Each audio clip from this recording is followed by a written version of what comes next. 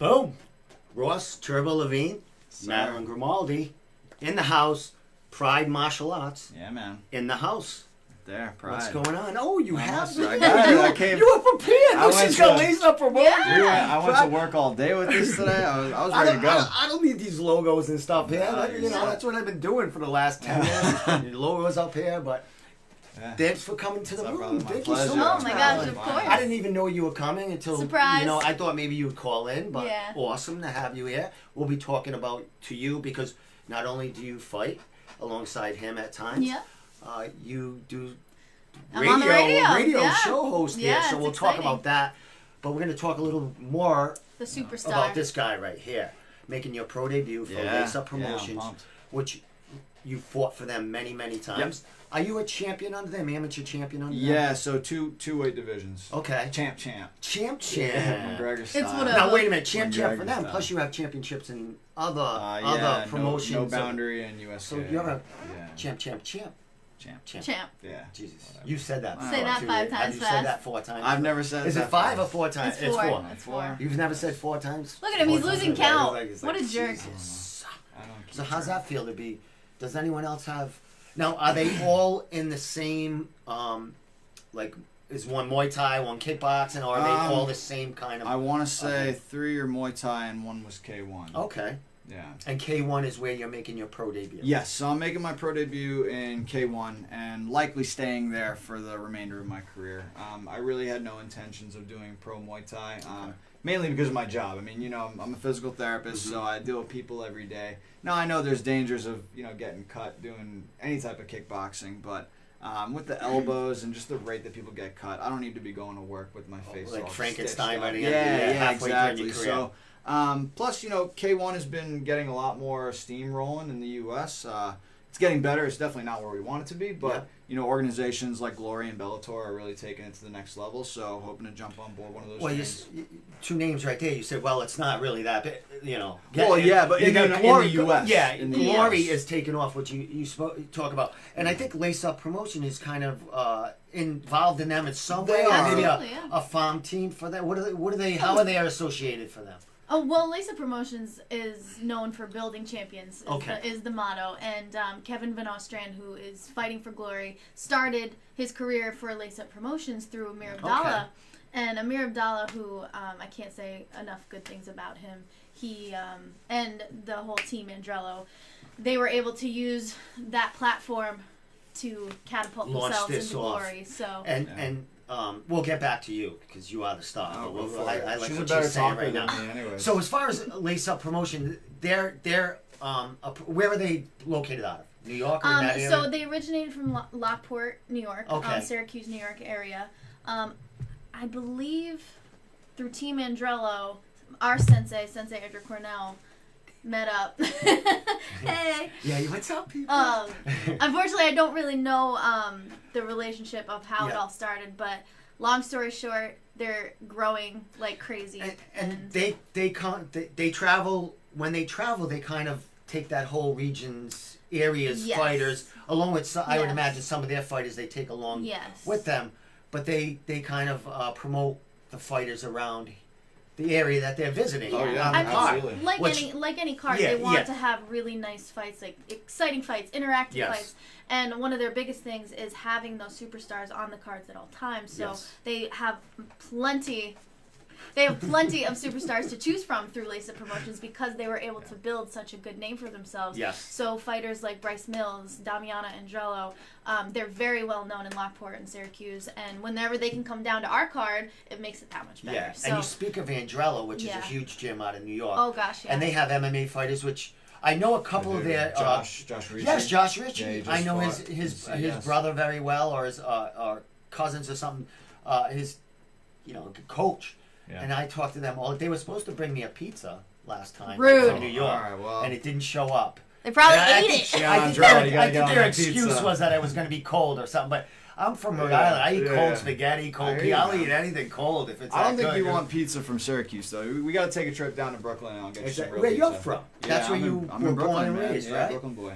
I read that today. That's how I knew that. There you go. You did your homework. That's it. But all right, how long? We'll get back. See, I'm gonna bounce around with you people. Let's do it, man. So, born and raised in Brooklyn. Yep. How'd you make it to how'd you get to New England? So I spent 25 years in Brooklyn, New York. Did most of my training there, all in like the sport karate, a little bit of kickboxing there. Went to grad school in New Hampshire. So I was in Manchester, New Hampshire, and my coach Jody Tension, shout out TCK. What's going on, fellas? He knew Ed Carr. Okay, from Team Link. Team Link. Yeah. So they did some jiu-jitsu together. Jody had gone up and they've trained together. So we actually went and did a seminar one time out in Martha's Vineyard. On the way back, Jody was like, we can't go home yet. We got to stop. I got to train at my boy Ed's school. Yeah. So that's how I met Ed. Okay. And when I was moving up to New Hampshire, Jody was like, you got to get in touch with Ed. Go train there. I trust him. You'll get some good work. Yeah. And then I got hooked up with Team Link, and I started doing some kickboxing, and then it all kind of blew up from there. And that's where I met you, kind of. Yeah, through them. Like through them when you were like teaming up with them on MMA fights, because another subject, you couldn't get fights in between that time, and that led me up to like first interviewing you at Wartime Muay Thai. Yeah. And it was like, where you been? He was like, well, it isn't like I've been hurt, or I just people won't want to afraid. You just can't get the I think it was tough at the time period that I was fighting. My record wasn't really that great. I didn't have a lot of fights under my belt. But when you go on YouTube, there's like pages and pages of sport karate in there. Yeah. So you get a guy who's like even 3-0 as an amateur that they're looking to try and build. They don't want to fight someone who's got a ton of experience. I have a ton of experience, yeah. And even though it's not in kickboxing, it still carries over. You know, even you see like the sport karate guys in the UFC and like that flavor, that style. You're seeing a lot of that right now. Yes, exactly. So people don't want to fight that, you know, because it's not traditional. It's not what they're used to. And at a smaller, you know, at a smaller venue with not a lot of support and you know, your record isn't that great, you know, who's going to take that fight? Exactly. So I was fortunate to have a couple people jump on, and we had some good fights. I fought, in my opinion, I think I fought some of the best fighters in New England. You did. Honestly, the only guy that I didn't fight from this region that I wanted to fight was Flavio. Flavio's awesome. Flavio Brito from Hard Knocks. Just had his just had a championship fight. Him and Elvin had a good fight. And then there's another guy that he was actually set to fight. His name's Gary Mack from Level Up. That kid's awesome. I've been watching him fight for a while. Yeah. And then I saw he posted somewhere that he might be turning pro soon. So I was talking with my coaches. I was like, you know what? I've already I fought Lucky. I fought Nick Thomas. I fought a bunch of other guys from this region. I'm like, you know what? I've already fought the best of the amateurs here for the most part. I've been doing this long enough. Let's just go. It's time. Yeah, it's time to go. So your opponent is who now? So his name is Mike Diorio. Is he from this area? Or no, he's from Cortland, New York. Mike Diorio, he's not an MMA fighter. He is an MMA fighter. I know Mike Diorio. Yeah. Get that. Do you know? You know a fighter? I know a little bit. All right. No, Mike. Mike and I have Bellator, yes. Me and Mike and I have history because he was supposed to fight Sean Evans at a reality fighting or something like that, and the commission said something. There was something wrong with the medicals. They shut the fight off. So I went on social media. He needs to fight the next week. There was another local card. Oh no way! So Karen from Premier FC put Max that fight up on there, and that's how I met him because he was on my podcast telling me.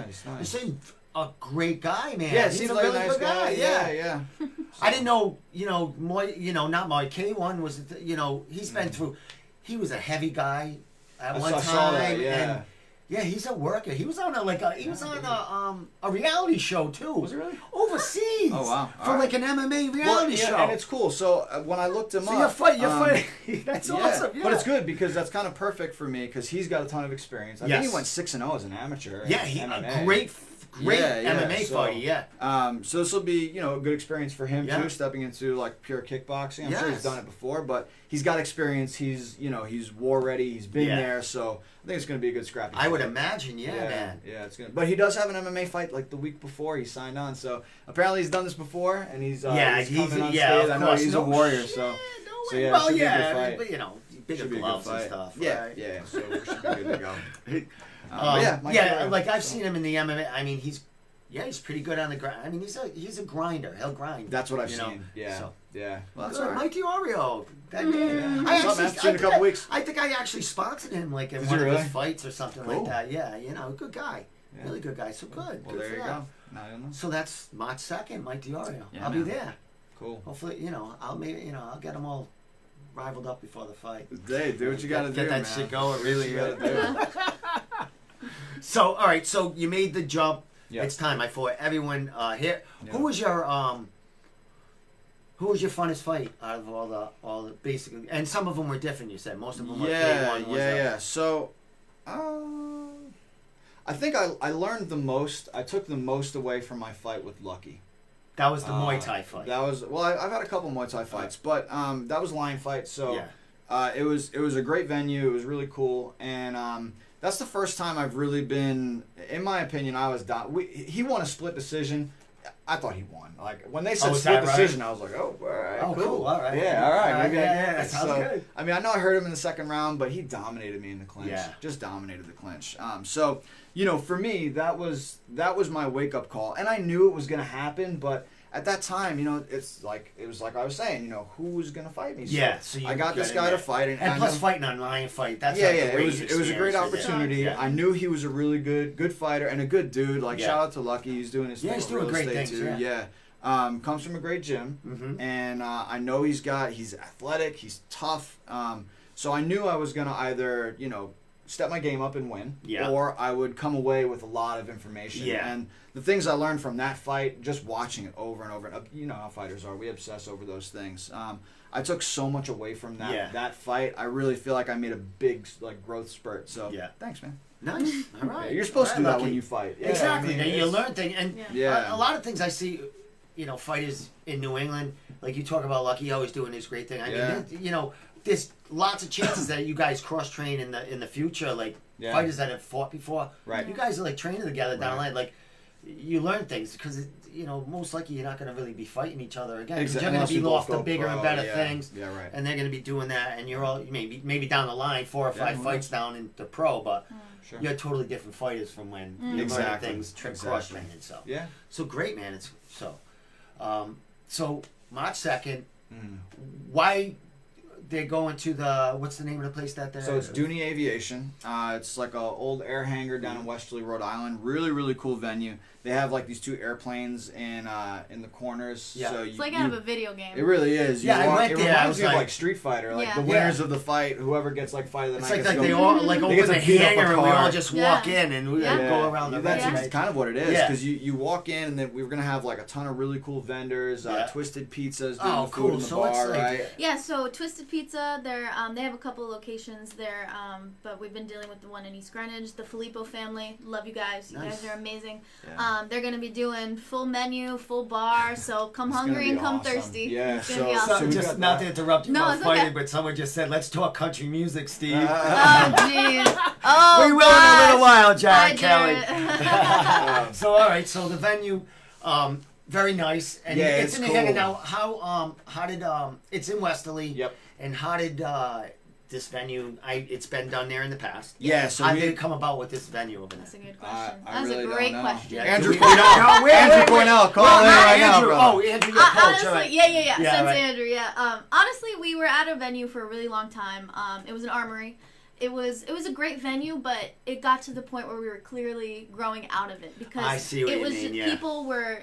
You need a bigger boat. We needed a bigger boat. We really did. I stole that off another promoter, by the way. Mike Pulver, I know you have that. I mean, it's from a movie, so it's fine. Yeah, exactly. But it just got to the point where it was clear that we were growing and evolving, and I think our coach, was like, let's go big or go home, and it worked. And it worked because now we're getting to that point. Yep, we're at a sold-out show. Usually we do get to that point, but at the door, so... Having our show sell out in 2 weeks before? Yeah, we're like 2 weeks prior to the show is really exciting. Now, is there any feed or do they broadcast it or anything? Can you watch it anywhere? Or is there something that they do like that? We kind of are up in the air about live streaming fights. Yeah. We want to keep our fighters safe. Yeah. And also having such a close knit group, we never want to make anyone uncomfortable with it. I understand. Yeah. So it's really up to the fighters and up to the promotion and everything like that. So what we will do, I do a lot of the social media coordinating for them. So we will be doing a lot of highlight reels. Well, that's what I see and after and before. There's big time promoting. Yeah. And when you do the highlights, it's the beef of the fights anyway. Yeah. You know what I mean? And like you said, these are young competitors. Yeah. And let's be honest, everybody, they all study tape. Yeah. And we want to keep the fighters, as pure as possible. Exactly. So we never want to be able to exploit them for any reason but hey, if you knock somebody out and it looks pretty dope. Yeah, you're gonna use that. Exactly. You know what I mean? Yeah. But I think another piece of it too is because Lace Up is it's not new to Rhode Island, but Rhode Island is such a small area and the fighters we get are all regional. Yeah. We want to encourage more people to pack these places out. To come in. Because the more energy we have in the room, number one, it makes us look way better. And then it's gonna only make this show grow. So it's if someone's on the fence where they're like, I don't know if I want to go.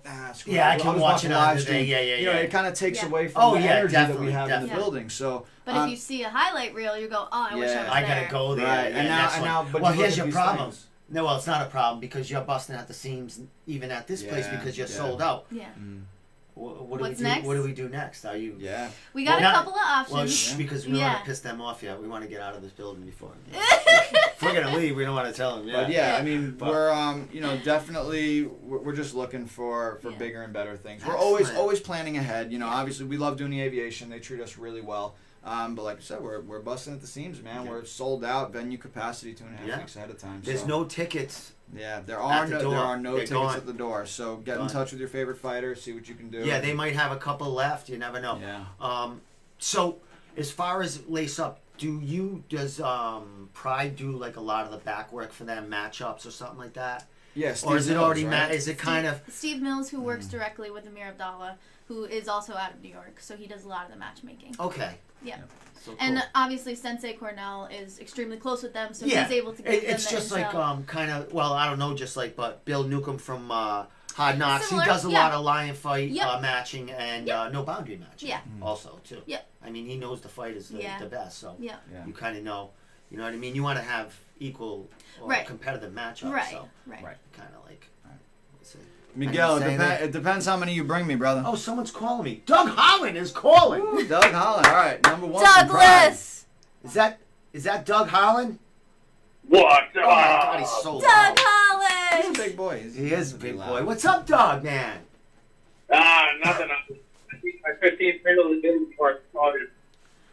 He just ate his 15th meal of the day. Did you see? He doesn't worry about weight. No, he does. Well, he does. It just comes right off right now. Is that right? What's going on? Well, what weight are you fighting at, Doug? Or he's still looking? Does he have a fight set? Yes. All right. Talk to the man. Oh yeah. Oh yeah. So is Doug? Light heavyweight. What weight is that in K1? 209. Oh, all right. It's pretty close as they. All right. Is this your second pro fight? It is. I won my first pro fight back in October at Lion Fight. Nice, man. I remember you were. I know you were making your debut. I just didn't know if you squeezed another one in between there. But the second walk to that ring, making your another fight for a pro. How's it? In your hometown, no less. Yes. How does that feel? It's pretty amazing being right in my hometown. Like, I grew up down the street from. I actually lived 5 minutes away from. Foxwoods was close. But after being in the state of Rhode Island, Westwood, it's a pretty amazing feeling. I'm going to have tons of people. So it's going to be great. Excellent. So if it was warmer weather, I could pitch a tent in your backyard, right? Well, you could say, "Be a man, Steve. Pitch it in a couple of weeks." You know what I mean? So, Doug, how far is the venue from you? Is it like a short bike ride or what? It's a decent bike ride. About 5 minutes. What do you say? How far?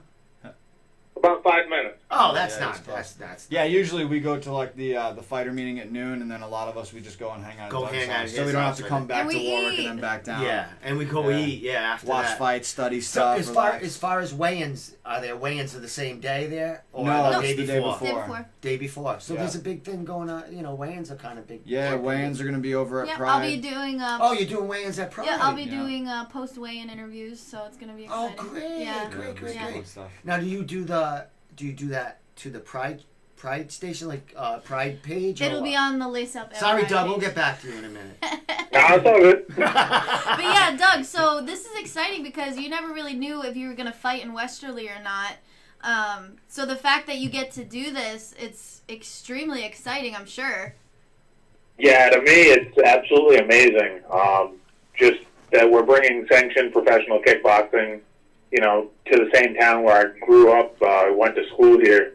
Yeah. Being able to make the changes I have in my life and come back and do something like this for this town is pretty epic. And having the whole team involved it really is. It's unreal. It's an amazing feeling. Yeah. Reader's Digest version. I know you have a really awesome come-up story of how you got into martial arts. Just give us the meat and potatoes of that story, because I know it's great. Well, I struggled with weight and, alcohol and drugs when I was younger. When I met my wife, she got me into martial arts as kind of a way to, tame me, I guess. Love you, girl. Love you. But a way to kind of help me down a different path, and realistically, she got me into it, and then she introduced me to Sensei Andrew, and the rest is history. It's just been work ever since then. 20 whatever fights later, a professional fight, and now professional fight number 2, and it's only up from here, I believe. Yeah, man. I love it. Excellent, man. So, Doug, I think I've interviewed. Well, I've interviewed you. You've been on my podcast. Now you're on my podcast for the 3rd or 4th time. Well, I gotta get. Yeah, it's been a little while. Yeah, I gotta get you actually into the room, just like Ross here, man. After that fight of yours. You better get that comfy futon in there. Well, yeah, you saw that today. Hey, I got one today, and it's just it looks clean. I gotta get it checked out though. I'm bringing my black light with me. Yeah, exactly. Oh, jeez. Exactly. Oh, God. Did you see my post on that? I did. Oh, my God. I don't know if I can actually fit one in, because what we're thinking of doing is getting rid of this, a bigger table, and just extending it from the wall so we can have, 4 people around the table, maybe 5. And Nice, this is like a work in progress. So, Doug, I mean, this is your second pro fight. You're pretty much a veteran at this point. If you had one piece of advice to give my man Ross here, what would it be? Be yourself. That's it. That's it. We train together. He shows me a lot of cool stuff. He's a great sparring partner. He's a great training partner. And honestly, all he's got to do is walk out there, go between the ropes, and be himself, because we've all seen what he's capable of. And I honestly believe that the best is yet to come for him. Everybody's got that breakthrough moment. I don't think we've seen that from him yet, but I think he's well on his way.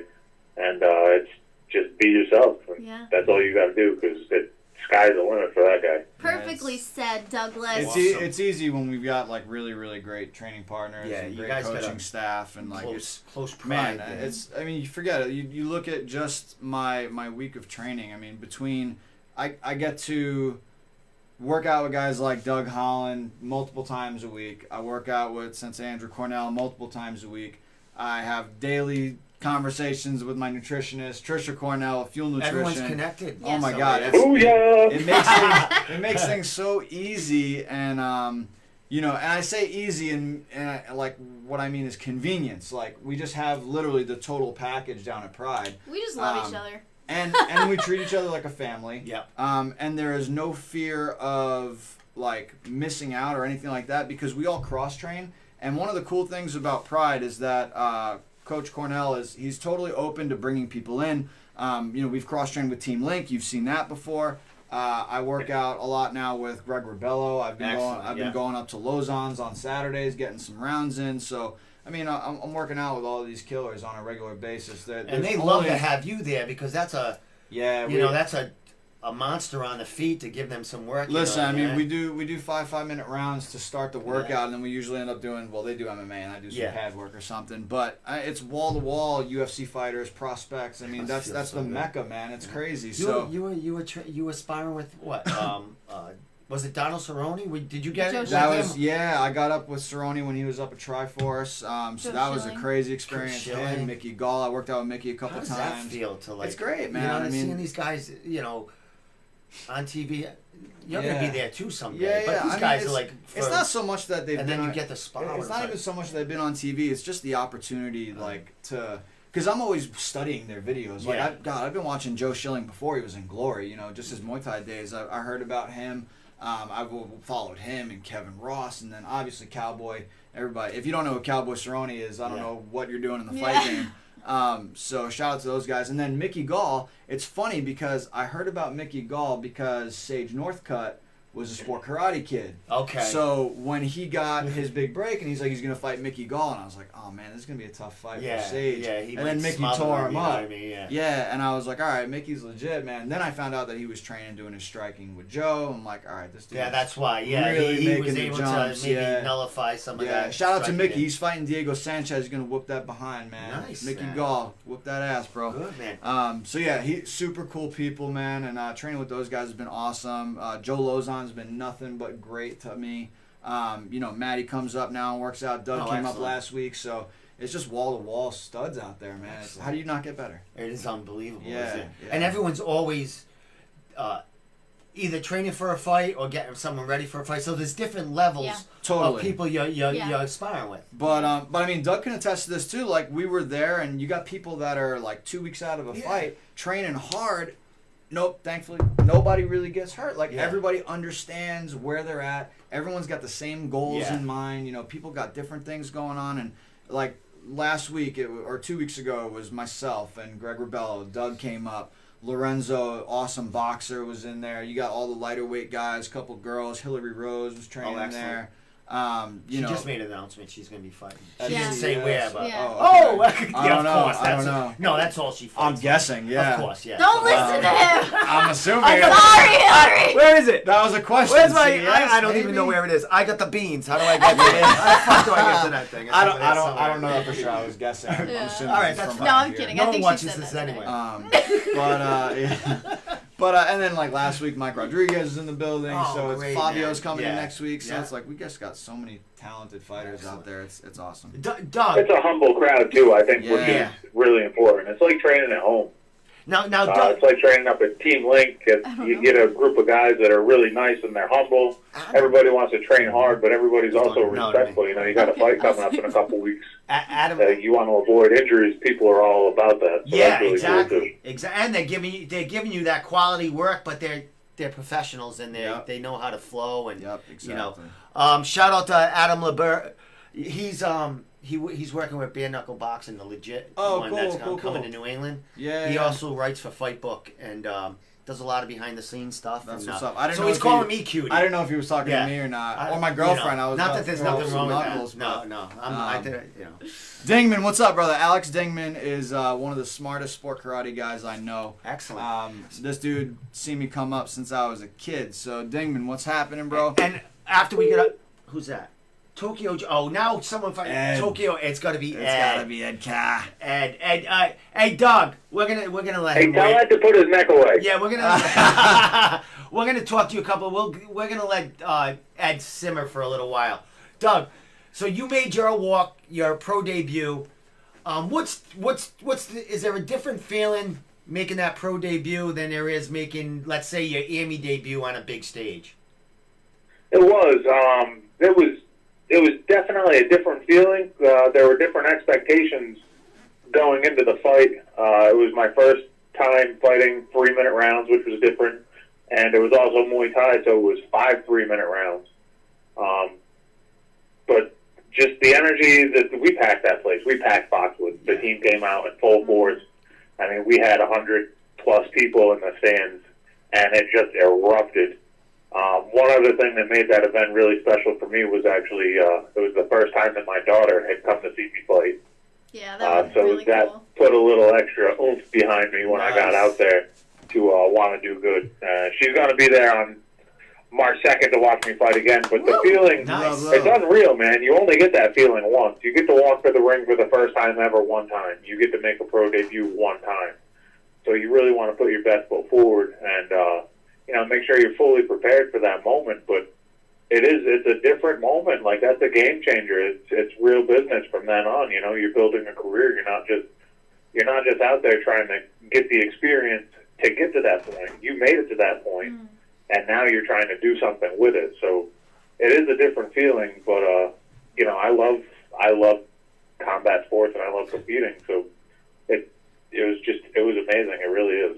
He loves lifting things up and putting them He's down good at too, that. which I see He's him getting doing. good at that. Like, I post videos. I'm trying to show him up, and then he's like, "Oh yeah, I lifted that with 3 fingers yesterday." Yeah, that was my warm up. Yeah. I'm trying to get a neck like Ed. I know he's gonna be on the minute. I'm just trying to be like Ed. Dude. All right. So here we are. Your second time around. Before we let you go, Doug, is there anything different leading up to the fight? Preparation's been different. The team atmosphere is always there, but I too have gotten a strength conditioning coach who I'm working with 4 and 5 times a day, regular physical therapy, lots of one-on-one time with the team with Coach Cornell. Nutrition is dialed in, which has been the last few camps with Tricia, and just the quality of training, I think, has kind of gone up. So we're bringing that with some more expectations to the ring this time. I think it's going to be a different performance, and you're going to see a different version of me than you had before. Yeah, of course you're going to improve. Just like an amateur, it gets more, it gets easier. Well, I don't want to say easier, but more you get more tolerable and more comfortable. The anxiety gets a little less, and the same thing with pro. But now you can make a career out of it. So there's a little more to lose. So you really want to go to that next level. Yeah, I mean, I think absolutely, and it's my hometown, and these are my people. So I want to make a good impression, and I really want to go out there and show them, what hard work and dedication can do. Because, man, if I can do it, anybody can do it, and that's the truth. Excellent. Well, Maddie said she's going to sneak me in, so I'll be there. So I'll be around. I might be like in one of the cockpits of the plane watching, but I'll be there, man. Any last thing, Doug? Any shout outs? Anything you want to say before we let you go, or you want to say anything to Doug before we go? You're gonna see him tomorrow 12 more times. Yeah, I'll see him tomorrow. See you tomorrow. Definitely shout out Pride Martial Arts, just as a whole. Obviously, Coach Andrew Cornell, Sensei Andrew Cornell, is a genius at what he does. Tricia is a mastermind behind the True Nutrition program. Lace Up for having us always. And my new strength conditioning coach, Will Agnello, he probably won't see this, but I got to give him a lot of credit for a lot of the stuff that he's been doing lately too. But that's about it, man. We got to get back to work. So I'll see y'all tomorrow night. Yeah, man. All right, excellent. Hey, Doug. A couple of weeks or so after your victory here, I'll have you in, so I can show all pictures of you and flash highlights of your fight and stuff. So we got to get you in here. Hit me up. All right, my friend. I'll see you on. I'll see you on the 2nd. All right, I'll talk to you then. All right, my man. Thanks for calling in. Hey, guys. All right. We're gonna simmer on Ed for a minute because I want to talk a little more about everything going on. You went from the sports karate world, right, to what? Where'd you jump in? Kickboxing, K1? Yeah, so I've always we got montages of your sports karate. Oh, gosh. And there's a dude. When I did your promo for you coming on tonight, the end, there was a highlight reel when you kicked this guy's head off his neck, basically. But that ain't the first time you've done that. You've done that in the sports karate world, and other places too. But that first one I seen in the sport, well, there's probably many, but there's one we'll show. And the guy just went down. You looked at him what's folded going like through, a chair. What is going through your mind at that moment? Is he all right? What do I do? Do I celebrate? Do I see if he's all right? What the hell? I don't know. It's a fight sport, It's all part of the game. So I mean, it's not like I'm going in there intentionally to hurt people. I think that's kind of the difference with the sport karate. I can honestly say I don't think I've ever walked into the ring with the intention of I'm going to really injure this person. Where in kickboxing, I mean, the goal is to finish them. You know what I mean? So the attitude is a little different. Is this a little montage we got here? Well, this is just a picture montage of your crew right there, but we're gonna play it right after this ends. Cool. Keep talking. So, so I mean that's where some of it differs. But I mean, listen, you hit people and you expect them to feel what you're doing. So knockouts happen. People think sport karate is like a little sissy sport where it's just a game of tag. It's really not. It's so fast and it's so explosive. People are going forward at the same time, and you get caught, you get clipped. Yeah. And the thing, watching your footage and just knowing you from interviewing you before, watching your footage, your entries are so quick. You have that you're always first. Yeah, it's distance control. Unbelievable. Yeah, it's learning distance control, timing, footwork. So I'm gonna throw that in right now. I just got a few clips. Oh, that ain't it. And if you guys are curious about point karate and how it translates, look at Raymond Daniels, look at Michael Page, go to Bellator Saturday, watch Michael Page beat up on Paul Daly. So is that what's gonna happen? Oh my God, yeah, absolutely. Shout out to Mike Page, right, MVP. So Michael Page is gonna do his thing, man. I'm so pumped to see that. He's been killing it, man. I got a chance to fight guys like that my whole career, so it's been really cool. There you are, right here. This is the one when you did that. This was out in Canada. Yeah. So this kick right here coming up, you take this guy. I think it just kind of caught him off guard. But it was like a double, you kicked him in in the chest and then in the face, right out, in the same motion. What is that? Just like a quick double round, right there. Yeah, I think he just wasn't prepared for it. it was more, I think, of him snapping his head back. Yeah, it just happens, man. These things happen. So that was in Canada. This is somewhere else. This is Orlando. This is the U.S. Open. This is probably this is the biggest event in the United States. The U.S. Open. That was an old clip. My man Travis Plowden. That's actually my current coach's nephew. Oh, is it? Oh God, I grew up fighting that kid so much. So when you say you grew up fighting that kid, you fight these people a lot because it's tournament style. All right, because there's a certain guy that you kept fighting.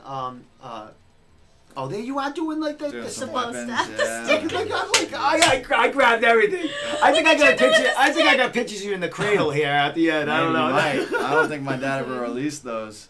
This was on YouTube. This stuff right here. Yeah, this shit's But crazy. this is the stuff like you started in what? What karate? So I started with Taekwondo. Okay. And then Kang's Taekwondo down in Brooklyn. I started with them, and then my dad introduced me to a lot of different people because my father was a martial artist. So I trained with so many different people. The guy who taught me Bo is actually from Mass originally, Marion, Mass. His name is Nate Andrade.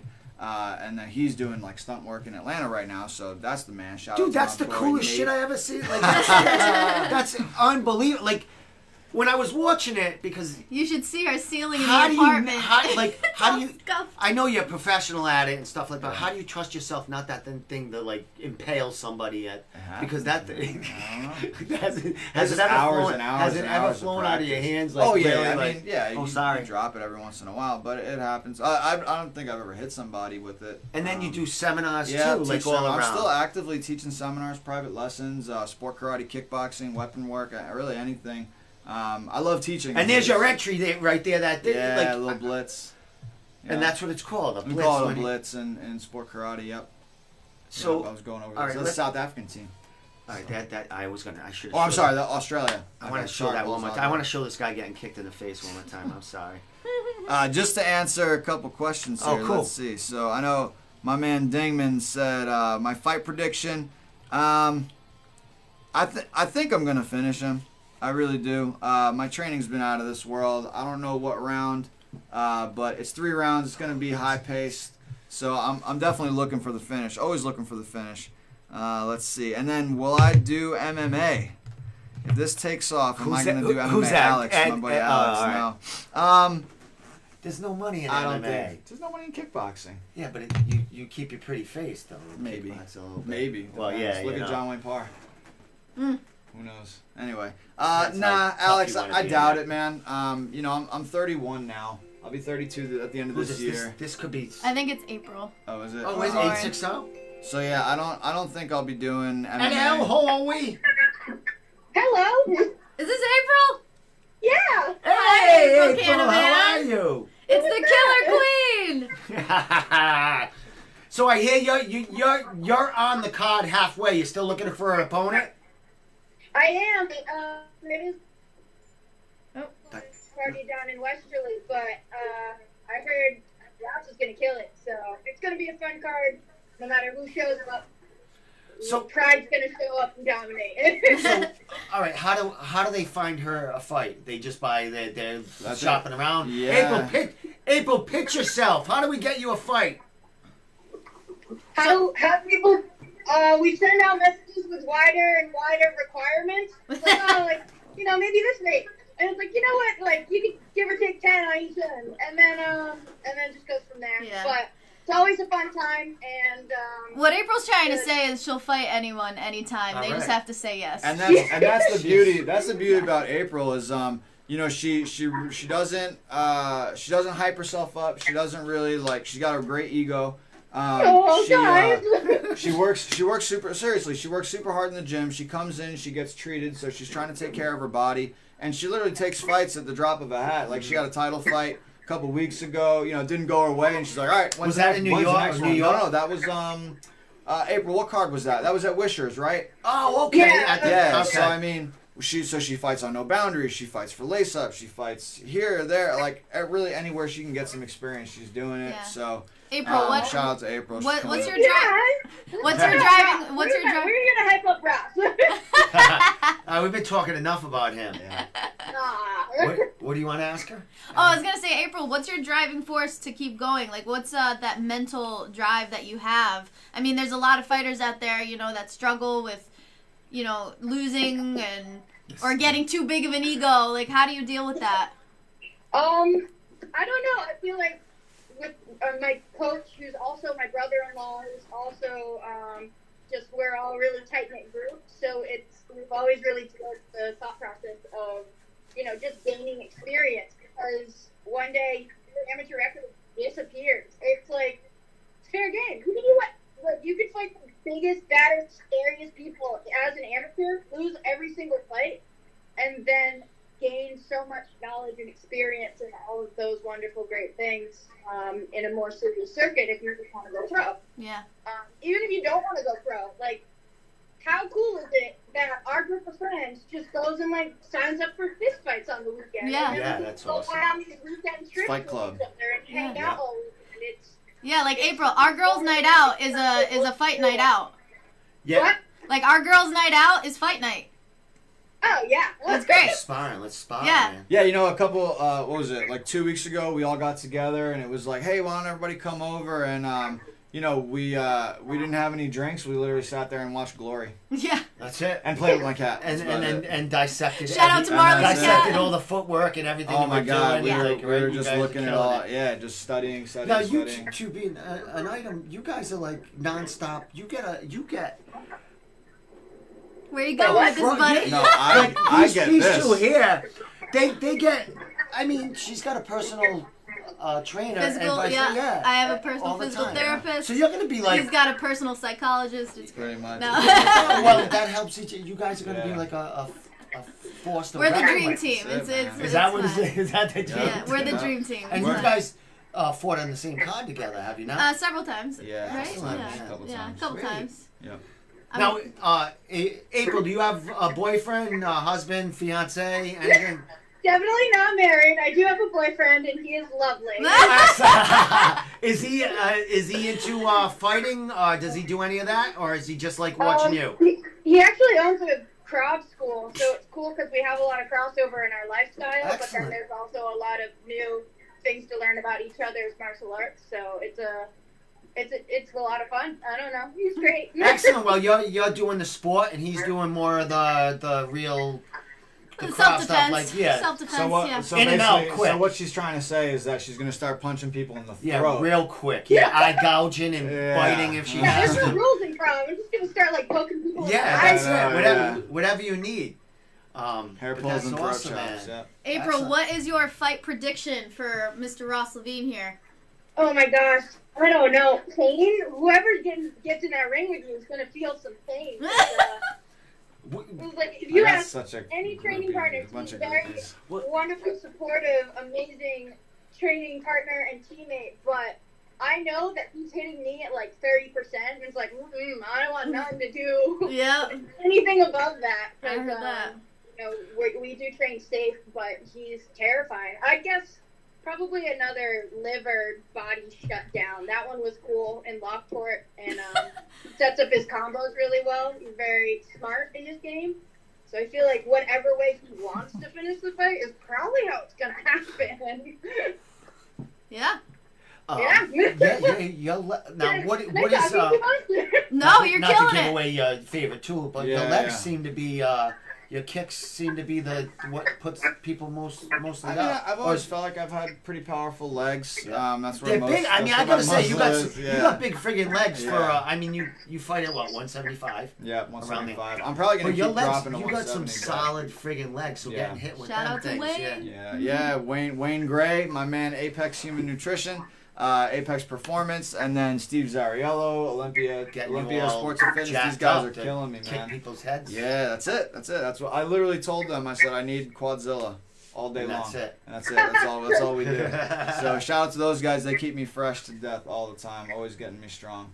Where are they based? Because I saw the place. So it's I train in two different places. Yeah.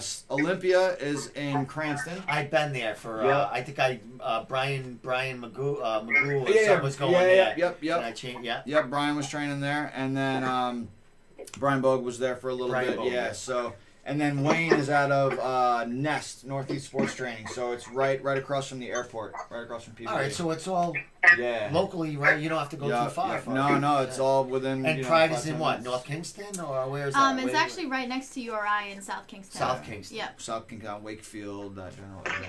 02879. Yeah, man.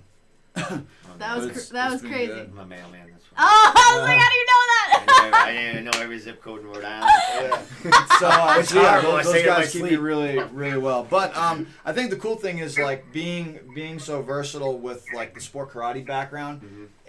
Things kind of find themselves. Like we were talking about the other day. Like we were talking about the different finishes that I have. Like I finish people a lot of different ways, and I'm not saying that to toot my horn, but it's not that I go out looking like, all right, I'm gonna hit this guy with a head kick and I'm gonna knock him out. It's just I try and dissect the fight as it's happening, and I think that's the one tool, the intangible, that a lot of other people don't have at this level, is the ability that I can literally break down the fight as it's happening. And that's what I bring from the sport karate world that people don't get to train. So it's I'm my constantly professional opinion. I agree. I just constantly try and make adjustments. I know I'm gonna do it. Yeah. Yeah, I try and have a little bit of foresight. All right, so like you're dissecting the fight. Is there times in the fight that you're like, where you're fighting with this guy, you're like, buddy, you're in trouble right now? Oh yeah, like, yeah. You just know you got him fit. Like, but you can feel that. Like any fighter can feel that. You feel when someone's will is breaking. You feel when they're doing the same things over and over again. You pick up on those patterns, and then even when I don't, I have a great coaching staff behind me. That's it's I don't even think of that. Like I'm thinking the fighter he's and which is great because I can go into the corner and I'm telling my coach like, hey, he's doing this, this, and this, and coach is telling me back like, all right, this is gonna be there. My fight in Lockport, my first title for Lace Up, we came out, had a pretty even round one. Round two, I really started pulling ahead. I had hit him with a couple knees during the fight, and then he dropped me with a spinning back fist. So after I remember that. After I got the ice down my drawers to wake me up, he looked at me. He goes, "All right, are you clear? Are you good?" And I said, "Yeah." And he's like, "Listen, you're doing great. Everything's working well. Keep your hand up." And he's like, keep looking for that left knee. It's going to be there. Finish the fight with the left knee. Exactly. So it's like we have the same wavelength because he comes from a karate background too. So between me being able to adapt and adjust in the ring and then his eyes outside. To follow his plan. Yeah, and then when we come together in the corner, if it goes to the next round, there's so much that happens in that corner where we can talk and be lucid in the corner. It's awesome. It's such a good combination. So it works really well. We can get more mics up at the corners, like to show like the highlights. And what's I don't know if Sensei Cornell needs a microphone. Is that right? Is that right? He gets a little excited in that corner. Is that right? Excited in the best way possible. He's just really passionate about his people. Passionate is the perfect word, April. Very passionate. Yes. Love all of us. That's great. That's awesome. I'm gonna play a little of the. I'm gonna play the Pride montage while we're still talking. Yeah, Pride is. Because I think she's in it. Angela's like at one of her fights. I try to get all of you guys in this at some point. Yeah. So we'll just play that a little bit. So, all right. So April, we're looking for a matchup. Is that right? Yeah. As far as I know, I usually try to kind of stay a little bit more out of the loop with my matchmaking. Well, a little voluntary, and then a little bit. I'm like, so who am I fighting? They're like, just don't worry about it. Focus on you. Because sometimes if you focus too much on someone else, and then they get swapped out, then it kind of messes with you. So, as far as I know, I don't think I have an opponent, but they might have one for me. It's I trust them. I'm just gonna show up on weight and punch whoever's in front of me. Excellent, man. Well, I'll be there, wink, wink, and I'll be hoping to see you punch someone in the face. That's for sure. Thank you. Yeah, and I think that's a really great thing about one of the big things that is really cool about Pride is we have a lot of people that aside from the fact that we have a lot of competitors, but we have a lot of people that are aspiring to be competitors. Yeah. And maybe about a month ago, Coach Cornell came in. We had an awesome class. The energy was crazy, and he said, "Listen, fight season started yesterday. Like, we've got all this coming up. If you want to fight, send me a message, say I want to fight." He goes, "I'm not going to respond to you. Just be in the gym.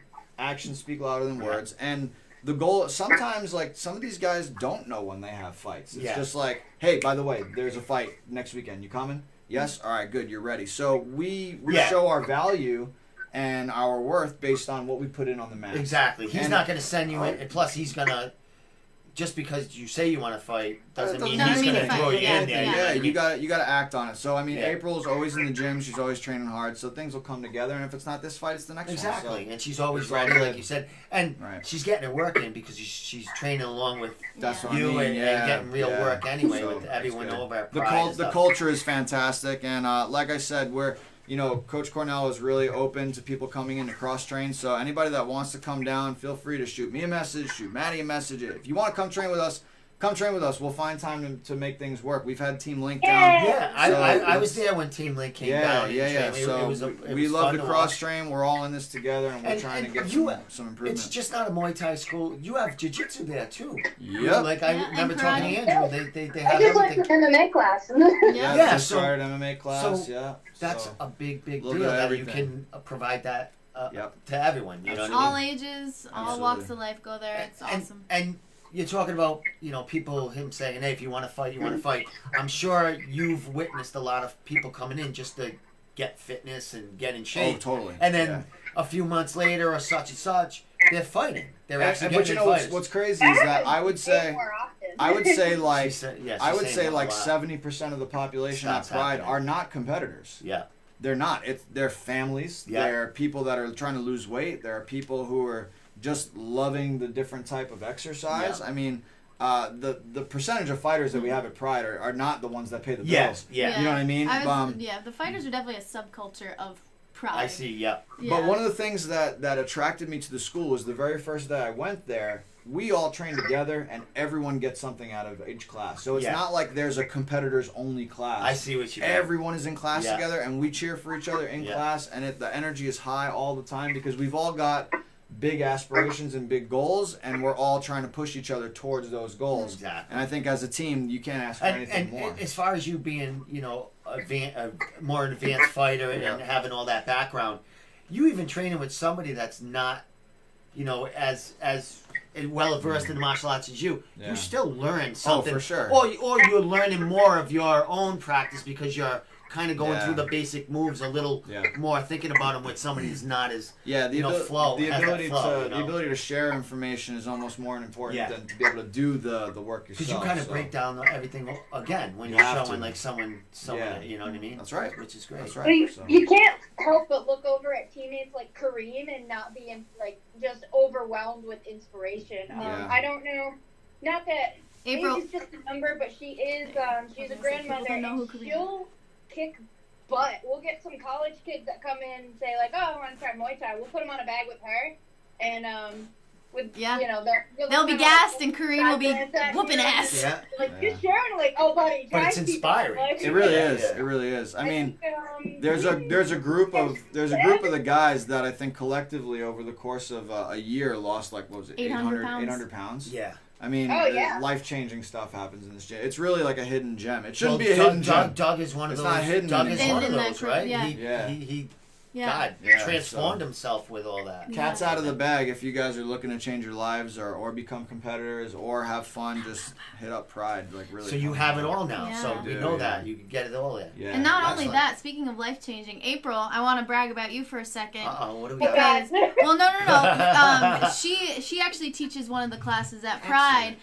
She teaches the young ladies kickboxing class. Excellent. So that's one of the things that I wished I got into at a younger age. I didn't find martial arts in general till I was 22, 23. And she's teaching these girls that. April, what is your age range for that class, and what is that class all about? It's about 8 to 15-year-old girls. Excellent. And we actually when I say we, I came into class one day to train, and Sensei Andrew told me, hey, we just had these 3 girls come be interested in our program, but we don't have a spot really for them in our curriculum because we had children's classes and we had adult classes, and throwing, girls in middle school, because middle school is just like the worst time ever. Yeah. Mentally, you're just dealing with a lot. Just trying to throw them into an adult class, they, I almost passed out from anxiety as an adult in adult class. So trying to, think of throwing these girls in there, we were like, you know what, why don't we try to have, add in a female instructor, because at the time we didn't have any, and make them their own curriculum. So we do a lot of things that are very similar to the adult class, but I have a really hard time being serious in general. So it's a little bit more goofy. It's a little bit more of a open space, and it's absolutely changed my life. I couldn't imagine my martial arts journey without that. And if you asked me a year ago, like, hey, what do you think of teaching? I'd be like, nope. No, thank you. But like Ross said, when you're helping somebody else develop their basics, your basics also get better. Exactly. Yeah. And it's also, it's a girls only class, so it's really about like female empowerment, and like there is a space, like, like take up space, like own your space, be confident. This isn't a sport that's just only for boys. Like, you can be tough and I'm trying not to swear, but then also they're watching. Like, dress up. I think Maddie's a really good example. Talking's hard. Maddie's a really good example of this because, not to be weird, but like, you're probably one of the most beautiful people I've ever met. So, like, coming from work and her like makeup is perfect and her hair is perfect. Cute She's on point. And then she'll change and she'll kick your butt. Yeah. She was like, you can be both. Like, you can do it all. And then she wakes up like that. It's ridiculous. What, like a goddess? Like, wakes up ready to go? I'm blushing! Maddie is a goddess. In case you didn't know. Right, Ross? Anyway. It takes me longer to get ready than it takes her to get ready. Okay, that's very true. He takes way longer than me. But anyway, April, he's the star. Yeah, he's the star. But yeah, April, I love how you just took it and ran with it because, a couple months have gone by, the class numbers have grown, and, it's just, if there's any people out there watching with kids in their lives that need guidance and need structure in their lives, this is definitely the way to do it. Wouldn't you say, April? Yeah, definitely. I think it's just really nice to have a completely different space that's not school and drama and all of those things that a lot of people just kind of push to the side and say, like, oh, those are just kid things, or oh, you're being over dramatic. But to them, it's really real. It's their life, yeah. And just have I think that familiar faces that aren't judgy middle school girls is really helping build these girls' confidence.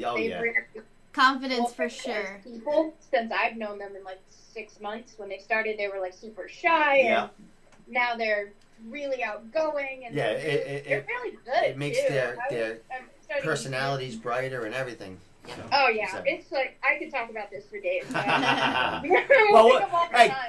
April, we'll have you on with Doug, and I won't get a word in. You and Doug can sit here together, and then we'll have a live podcast with you two next time. Okay. So we're gonna try. Well, I'm gonna try to get you a fight. No, I'll throw it out there. Okay. You want me to share? Any of them want me to share anything? You let them know, and I'll share it on my page. If you're a female, she'll fight you. Yeah. All right. Yeah, pretty much. There you go. March 2nd. I'll try my best, and it'll be real fun. And you know what's always guaranteed is that I'm going to eat a donut afterwards. Yeah. You all do, I guess. Yeah. Shout out to PVD Donuts. Love you guys. Yeah, do you have a sponsor? Do you donut No, place but sponsor? we might as well. I'm trying to find one, honestly. Come on, guys. What about, is there a couple if of you donut run, places if in there's that anybody watching that runs a Wakefield cupcake place or a donut place or a pastry place, Wright's call Farm, me. please. Call me. Doesn't have to be call gluten-free, us. does it? No. It could be Gluten schmootin'. It can have whatever. gluten It in can be it. anything. Hey, My April, middle name is gluten. Another thing, do you design your own outfits for fights and stuff like that? Tell us a little bit about that. I went to school for fashion design, and when I graduated, it was I always make the joke I went to school for arts and crafts. It was a 4-year program. I have a bachelor's, and I would never take it back. But when I first graduated, it was really hard to find work in the fashion design industry, not in New York City, because the city just wasn't my thing. So I came home, I started training. And then pretty soon after, I started fighting. So I was like, oh, cool. I can just start making my own custom stuff. And in a weird way, it helps keep my nerves down because it's something to focus on like the week before. Well, yeah, that's April. One of our last home cards. We're all waiting for our fights to begin, and she's sewing her walkout vest So I was just going together. to ask you, That happened a few times. Yeah. What do you put it together the last week? Is that what happens? Like you Yeah, get usually, she gets her inspiration I'm not the best at time management anyway. Yeah. And then also that last week is just kind of about staying healthy and, kind of coasting into your weight and things like that. So that week you're kind of supposed to stay calm, which I'm not that good at. So I need something to distract me. Yeah. I would put a hole now, over my finger. of course you've seen Ross's outfits and his April has made demonstrations and Ross's, stuff like that. Made one Where the for hell me, do them yeah. things come from? Where do you order the wizard outfit that you were doing that? Listen, that is not. You take Yeah, I'll take make you that. one. I knew it. So my coach. So check it out though. So listen, in all seriousness, my You coach, hit a sore spot. I know my I did. coach, because everyone used to go, oh, you wear that skirt. So first of all, I said wizard outfit. First That's of all, different. it's a hakama, I and thought it there's was hot. reasons for Yeah, it. It's awesome. There's reasons for it. There's tradition behind it. Yes, so of course. The Japanese, the Ronin, the samurai, they used to wear the hakama because when you're doing traditional sword, your footwork is going to determine where the strike is coming from. So the hakama, when they bend their knees, it would cover their feet so they wouldn't know where the sword was coming from. Boom! Wizardry. Who's got the beans So now? I got the beans. I Who's got got the the beans. beans now? So it transitioned to Wizardry. to sport karate because not only does it adds some flair to what you're doing, Yeah. but it also hides your movement, hides your footwork, so Okay. things kind of come out of nowhere. So that's why I was wearing the wizard outfit. All right. It was really cool, I gotta say. Now, how do you pick? We'll get back with April because I'm gonna ask April's opinion on some of these outfits. But Oh God, no. My coach Nate Andrade, his mother actually makes them for like the highest level people worldwide. Okay. All right. So she's like super legit. So she was making these for like the biggest martial artists all across the world. So, okay. yeah. That's So cool. I was getting the best. You were of getting the stuff. really cool Yeah. stuff, man. Yeah. Well, it flowed. I mean, Yeah. what, the one with the yellow on the butt? Well, I know, man. Well, we were just matching patterns and my. Do you have color different ones schemes. for different seminars or things you No, did? no. or It just was like- they were matching the uniform. So the team that I was wearing, Yeah. like the team that I was on, I would get one to match the the color colors schemes. and stuff Yeah, like that. this Oh, way I cool. would represent my team. Cool. Now, has April ever made anything for you? Yeah, she made. I fought my first fight on Lace Up.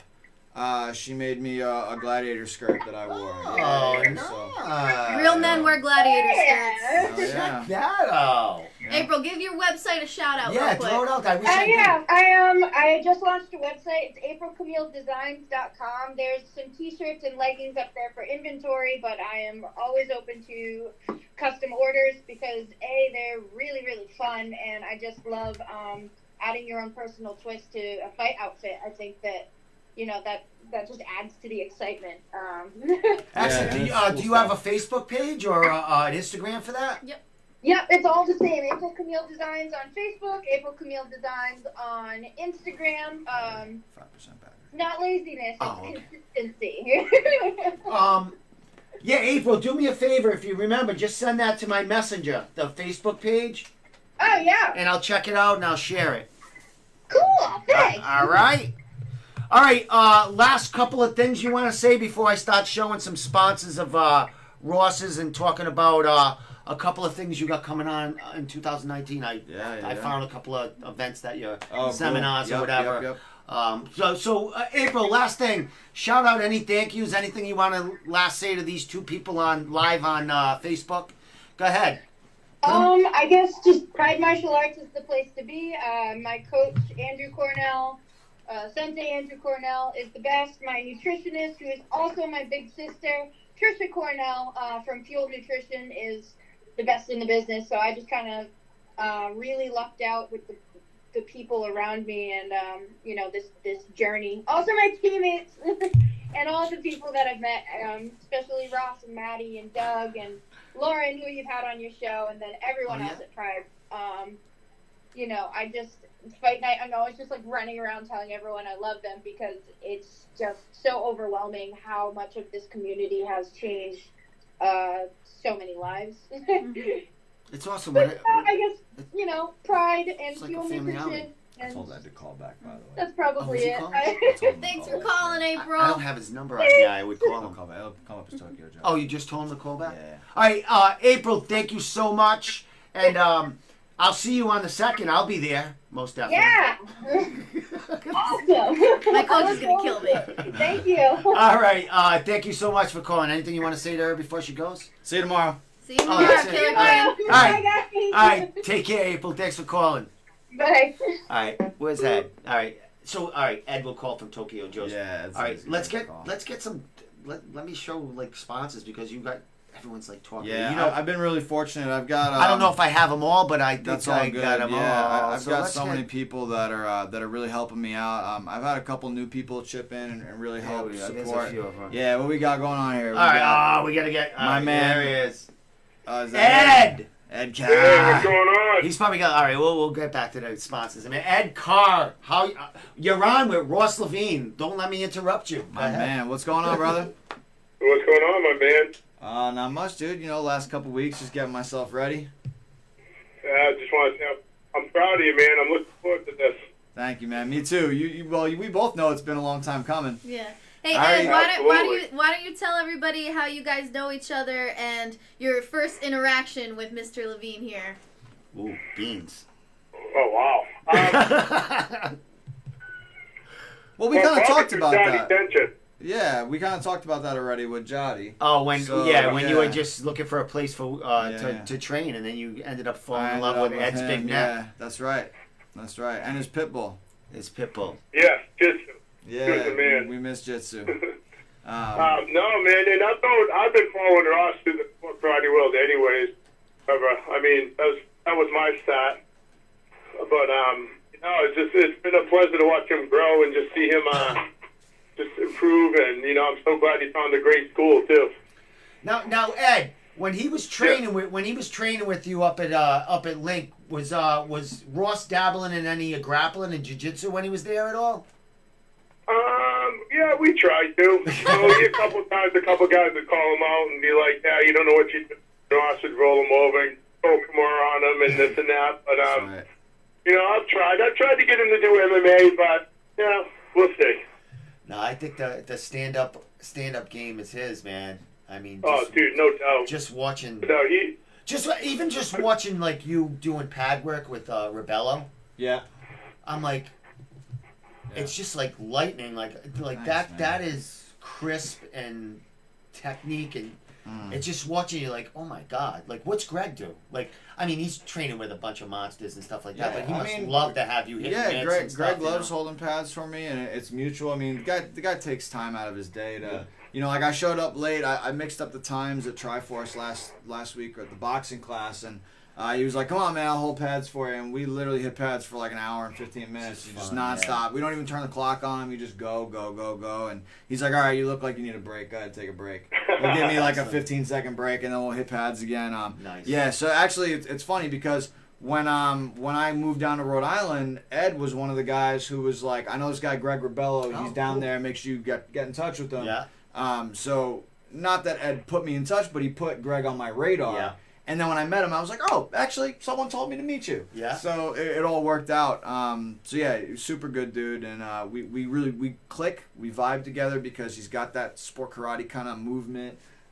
So Greg's a monster, man. And he's actually opening up a gym in Warwick coming up, so keep your eyes open on that. Nice. Dude's gonna blow up. So cool. Now, Ed, you talked about karate or kickboxing is your thing. You've been lighting it up in the. Well, I want to say cage. You've been fighting in the cage doing some kickboxing, really, right? Or you've been fighting in rings, too? I've dabbled a little bit in some kickboxing matches, and recently I've done a few combat jiu-jitsu matches, where you can strike on the ground and stuff like that. So, the old dog still likes to get out there. Excellent. You ever think of fighting for Lace up over here? Hey, listen, I'm always game. If it's the right matchup, why not? Excellent, my man. What's going on with you, buddy? You had a bunch of success. I saw you at Combat Zone. What, like 2 or 3 weeks ago? You had Absolutely. a couple. You had 3 big wins. We had 3 big wins and 1 loss. Listen, we were super proud. JT fought that fight with a broken hand. So I was proud of him. do what he had to do. And Kenny finally back on the radar. He did awesome. He looked fantastic. Yeah. And Terrence was Terrence, you know. And, you know, and Terrence has got a big fight coming up in Atlantic City in another week or so. Yeah. Big. For Ring of Combat. And then that's where Mike Diorio's fighting. Oh, is he? What's is he that? fighting Terrence? No, he's not fighting Terrence. He's going to cut 25 pounds. No. No, Ed, the guy that I'm supposed to be fighting at Lace Up is fighting Ring of Combat the week before. Oh, really? Yeah, so keep an eye on him. Yeah, keep an eye on him, Ed. Absolutely. Make sure, most importantly, make sure he stays safe. Yeah, so make sure he doesn't trip and fall. We're rooting for him to get a first-round knockout so he comes in fresh for March 2nd. So, I'll definitely let you know what's going on for sure, buddy. Yeah, pamper him a little for our side. Exactly. Yeah, and then like after that, you know, we just got, you know, JC looking. It's got, you know, in March, Kenny in March. You know, a bunch of new guys coming up in March, and Carrie's just dealing with an ankle issue, but she's been coming back strong. She's looking to get back in there in April. So, you know, it's all coming together. Excellent, my man. You're doing big things there. You know, great camp. How's the when you're coming up with another one of those basement beatdowns again? You thinking about having another? Probably. Hey, it's funny you just said that. Oh. We were just planning a little bit tonight, and we're probably going to do one in. Let's get through these fights in March, and we're thinking about doing something, you know, near the end of April. Do I have a job that night? Always, brother. You know that. Maybe I can get down as a guest referee. Nice. There you go, man. That'd be awesome, Ross. We would love that. Hey, we're putting it together right now, Ed. You just let me know. Absolutely. We got a guest referee. We always get the ring announcer, man. Yeah, absolutely. Awesome, man. Ed, anything last you want to say? Are you going to be at the fights? Yes, we are. Anything you want to say to Ross? I don't know if you're going to see him before then, but I'm sure you. No, I don't need to say anything to Ross. He knows what he's doing, man. He knows I love him, and he knows what to do. Yes, he's going to do his thing and get the W. That's right. Excellent, my man. Ed, always a pleasure, brother. You're one of my besties there, man. We love you too, buddy. Yeah, I can't wait to I'll be wherever you are in March, watching whoever is at. You know, did you see where they sat me on that card? Right against the cage. My nose was was right there, man. It was awesome. You were pretty close, Rob. Yeah, man. I really brown-nosed someone to get there, man. It must be working. Something I'm doing's working. They put me close. We'll make sure you get there again. All right, my friend. Thanks always, Ed. I'll see you on the 2nd, bro. Sounds good. We'll see you soon. All right, buddy. Hey, real quick before you get to wait. Is this for him? No, go ahead. Go ahead. No, someone's asking a question. Free to go, Ed. Go ahead, Ed. Donut time. No. I was going to say, Ross is just looking forward to it, and do your thing and stay safe, and like I said, get that W. Thanks, bro. Excellent. I'll see you soon, man. All right, brother. See you soon. Take care. All right, take care. What's this now? Yeah, this is my man Isaac Cosley out in Colorado Springs. So you just asked a question. Let's see. What's my motivation to continue stepping in different venues? First of all, what's up, my man Isaac? Miss you, buddy. I got to get out there pretty soon. If you guys are in the Colorado Springs area looking for not just self-defense, but a guy that literally will go above and beyond to bring in the best in the world. Now, his students aren't really like high-level competitors. There's no need for them to be. Yeah. In that region, it's kind of a dead zone, but he brings in guys like myself, like Jody Tenshin, Justin Noviello, all the best martial artists from all around the world. And in different styles. So if you're looking for a really high quality school, and on top of it, the guy was like super well trained, military guy. I mean, the special ops is crazy.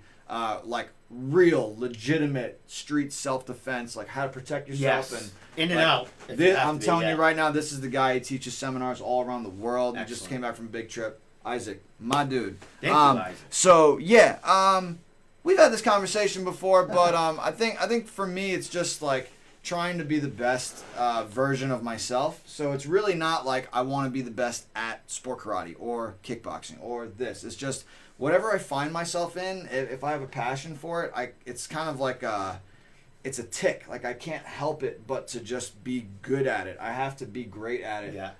And to make it as something as stupid as this, the last snowstorm we had, we were bored and I was like, that's it. We're going to the store. We're going to go get a game. We got a puzzle. Yeah. I did a 2,000-piece puzzle, And as soon as we finished it, I went to the store. I got another freaking puzzle, and like I can't help stop. I can't stop the master doing of puzzles now. Yeah. So like, I just when I find a passion for something, I gun it down. Yeah, man, I'm the same way. And that's kind of what it is, you know. I just shout out to puzzles. Yeah. Thank you, puzzles. But no, Isaac, that's kind of what it is, man. It's not like I'm motivated to be the best kickboxer. I just want to be the best version of myself, and that's my platform. Yeah. So, and I love it. It just keeps me motivated. Honestly, I'm 31, and this is the best shape I've ever been in my life since I started doing kickboxing. And I can only imagine, like, I've been successful before, and like now that I'm really kickstarting, like, forget the karate world, but just like my life is gonna change directions now because I'm healthier. My mind is different. I'm sharper. Like, everything's just gonna continue to grow for me. Things are going well at work. Things are going well in my real life. Yeah. Which is going to make your fighting career. It's just that much easier. That much easier. You know, I've got all this support. And the thing about the fighting career, it's a passion of yours, but it's not something that's you're doing to make a living at. It's so truly, you can do it as truly fun love, and enjoy it. It's truly love. Yeah, I really do love the sport in all aspects, and I'm still working 40 hours a week as a physical therapist, doing extra things on the side with performance physical therapy. So they're killing it. They're helping me go to new heights, and I'm just working hard, man. I legitimately just love what I do, and this allows me to just take this to a whole nother level. So that's why I do it, Isaac. I'm going to show some of your sponsors now that we're going to get to. Yeah. I don't know if I got them all. I got a few of them. There's a couple more. You can mention them. So we've got, obviously, top right, you got Fuel Nutrition. That's my girl, Trisha Cornell. She is the best in the business, and it's not just for fighters. So not to mention, she does amazing work with the fighters. I've never missed weight, never even had to think about missing weight, and I do it comfortably and healthy. And then my rehydration is on point. I always feel great going in the ring. But she works with everyone. She works with women's health specifically. I mean, she understands women's hormones. My mom works with her and is doing great. Like, you can literally be anybody. My sister-in-law. Yeah, so her nutrition is her. And she's working with. She's the mad scientist. Top of the food chain too. Lockhart fighters, and stuff like that. So she's good for. She knows her stuff, and it's awesome to have that at our disposal is amazing. And then so you got performance physical therapy. That's where I work. So anybody, even especially if you're in the martial arts community and you're looking to fix up the little kinks in your game and get yourself right to keep training on the mats, come see me. Reach out to me, please. I've treated a lot of people from Triforce. I did an injury prevention seminar for Pete Jeffrey and those guys. Ryan Chin, I've been treating him. Oh, yeah. So, he had ACL. Surgery, He's doing awesome back in boxing classes now. Cool. So if you guys are in the martial arts world, come see me because I'm the only one in the state that's doing this stuff for you guys. So definitely come check me out. At least we have the same mindset. Nice. So yeah, performance physical therapy is awesome. My man Malcolm Evans, all the way out in Scotland, this dude has always supported me from day one. So he's helping me along. So he runs the WKC Aberdeen Open. Is a huge tournament. You could talk about it. Yeah, actually, that first montage, there's a picture of me with Malcolm. There, I think that's right. Is that right there? That's it right there. All right, so you can look at that. So, yeah, man, this is literally one of the fastest growing events in Europe. It's been getting better and better every year. So if you find yourself in Scotland on that whole weekend in May, make sure you guys are there. I mean, seriously, it's going to be a hell of a show. I actually got to train with one of his students, Dean Sutherland. You guys remember that name, Dean Sutherland. That dude is a freak of nature. He was a kid when I trained with him, and he was whooping my behind boxing. He's a pro boxer, and I think in like 3 months he's already 4-0 and just dropping people left and right. The kid's a stud. So make sure you guys check him out. So thank you, Malcolm, for all your support. K-Talk Nationals, Sue and Rick Diaz, those guys have always been by my side. Swerve for Change is a company ran by, her name is Maggie Messina. She was actually one of my very first martial arts instructors. See, they're all connected. Man, we're all really connected. And she's just making a big push. She runs a program called Female Fighters Matter Too. So any of you female fighters that are looking to gain some traction and get some support, contact Maggie Cole Messina or Ty Cole Taekwondo on Facebook. She's awesome. I love her to death. Thank you so much for supporting me. My man Topher Kerr from Treetop Adventures. He's actually one of my patients, but the guy loves what I do. He came at my last event. He's always supporting me. He runs one of the biggest in the Northeast, if not on the Eastern Seaboard. Like literally treetop adventures, zip lining, ropes course. See, that's cool. Go check that out up in Canton, Mass. That place is awesome. That's like literally.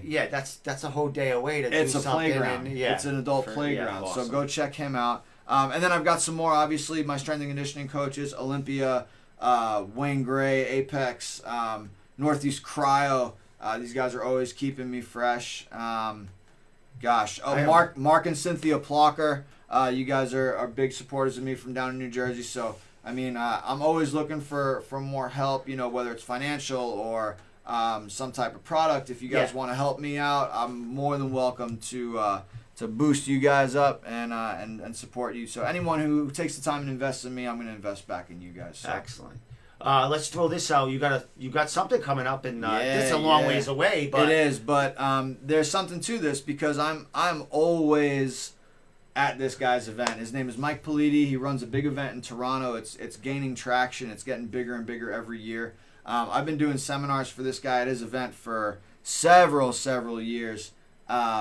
And I'm going to be back again. I always book out like a year in advance because as soon as he gets his date, I'm like, dude, I'm there. I'm there. So that's my man, Mike Politi. So you'll be there as one of the I'll be there, as one of the instructors. Yep. What do you teach? The weapons, or you do a little bit of everything? I don't think I've ever done a weapons seminar there, but we can. Mike, but so you do them also. That's what you do. Not only do you teach your taekwondo techniques and stuff like that. And the sport karate, sport karate. But you do that. You do that too. Yeah, I'll do that too. Hey, if he wants me to teach a kickboxing seminar, I'll do that too. Anything for Mike Politi. That's my guy. What's up, Dad? How are you? Dad's back. Dad's watching. Well, so what do I want to put that sports karate. Oh, actually, yeah. And then we're going to talk about Maddie for 2 minutes and about her, what she does other than fight. Deals with me, which is amazing. Yeah, so let's let them all see us so they don't get scared. Hey, here we are. All right, so Maddie, let's talk about what you do on the side because you're a big deal. Oh, stop. Oh, stop it. Stop it. He's the star here. Now you're the star. So I wish I didn't know you were coming, or I would have had more things prepared. Oh as far as no! Video, you calling. This is about Turbo today. So let's talk about you. Not only you fight, you also a host of Cat Country. So I'm an on-air personality for a local station, Cat Country 98.1, and it's been a hell of a ride. It's been really exciting. She's underselling it. Cat Country is the largest country music station in the Northeast. Thank you, Ross. Like when you cut yourself short in the fighting world, she'll step in there. Right. So tell us more, Ross, about what she does. All right. It's pretty cool. Yeah, so all right, so you have your own show. What time is your show on? Yeah, 10 to 3, Monday through Friday, and I'm on Saturday mornings, 10 to 2.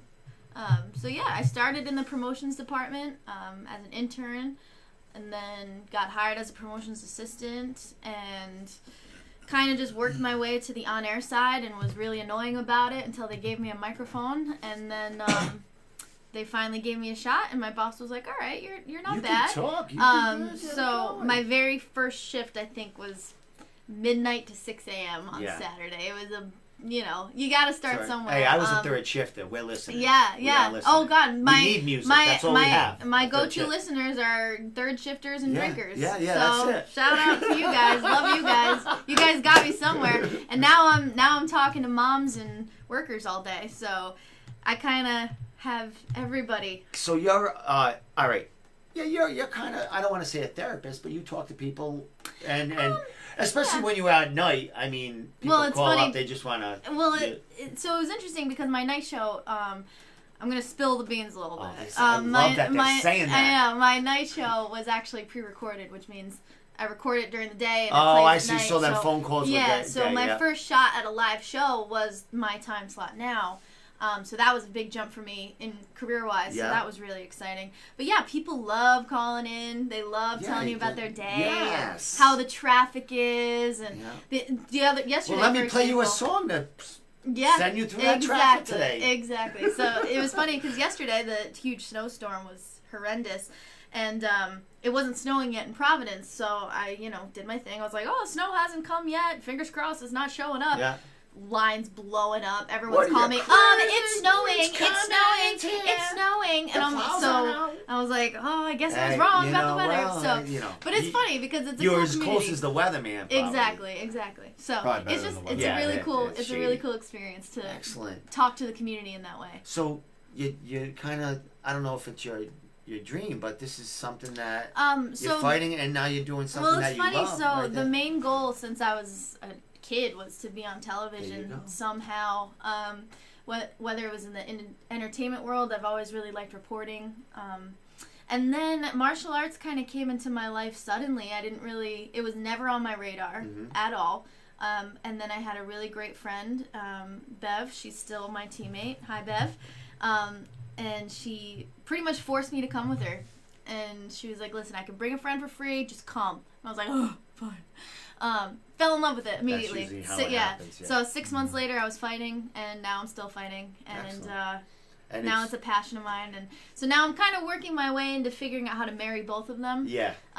It's getting a little tough. You already figured it out. I mean, she's clearly a better talker than like 99% of the people that interview fighters out there. Yeah. So can we get Maddie interviewing in the ring at No Boundary, at Lion Fight, at Mohegan Sun, at Bellator? Like, wait a minute. Does she want to do some interviews for us? We'll send her out there. She's beautiful. Why don't you do them at No Boundary for us this thing? Hey, just call me. Call me.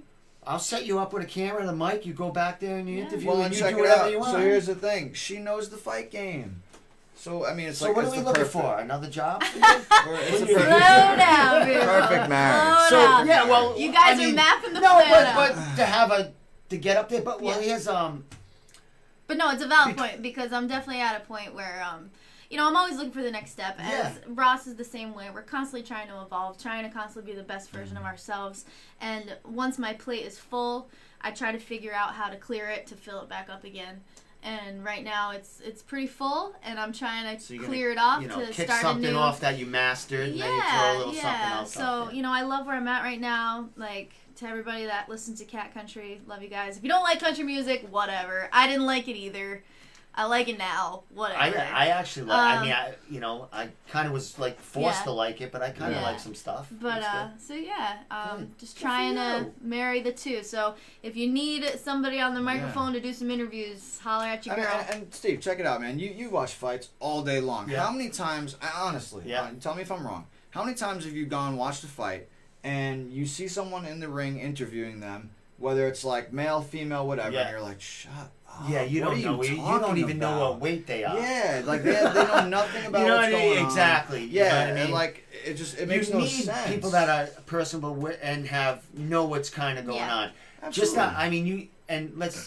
They like to put a pretty face or a handsome face in there doing the interviewing. Right. And it's all going in here anyway, but why not have it go in here and also have the brains behind that to make it... Well, but here's also the other thing, too, is, like, Maddie knows the fighters. Yeah. Personally. Yeah. Exactly. So you'll get more out of them in an interview. And so will the crowd. Yes. So we're going to... It's bound to happen. Lion Fight. Well... Let's go. No Boundary, where, regional fight sports we're already recruiting. Yeah, all right, unless you're fighting on that card, which if you're fighting, you can interview yourself. It's a little up in the air. Yeah, it's up in the air. I don't know how that would work yet. Somebody take my glove off. We'll figure it out. Like, we had different people calling each fight. Yeah. We had different people coming in. I saw that. I saw that. We're going to do it better this time, but we can have you do, don't give her to us. We'll send her.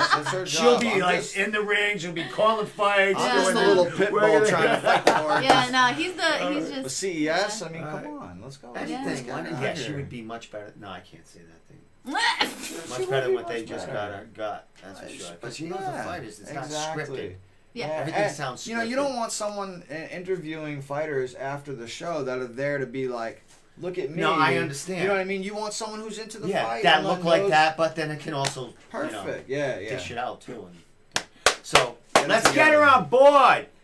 She's already got the gift of gab. She's known. She's on Cat Country. She's got her own show during the day. Right. Around lunch times, that's like the premium hours people listen. Let's get her on the mic.